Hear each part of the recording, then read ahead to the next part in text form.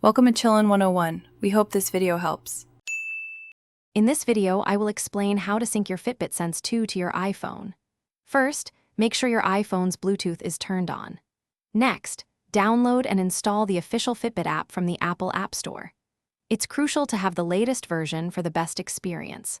Also, ensure your Fitbit Sense 2 is charged to at least 80% before you begin, as a low battery can sometimes interfere with the initial setup process. These preliminary steps will set you up for a smooth connection. Once the app is installed, open it and either log into your existing Fitbit account or create a new one. From the app's main screen, tap your profile picture in the top left corner, then select Set up a device. Choose Sense 2 from the list of available devices. Your iPhone will then search for your Sense 2.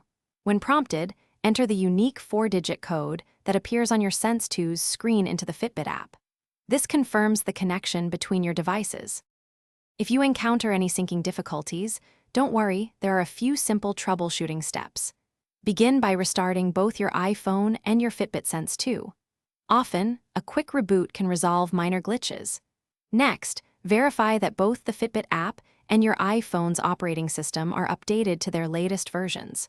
Also, confirm that the Fitbit app has the necessary Bluetooth permissions enabled in your iPhone settings.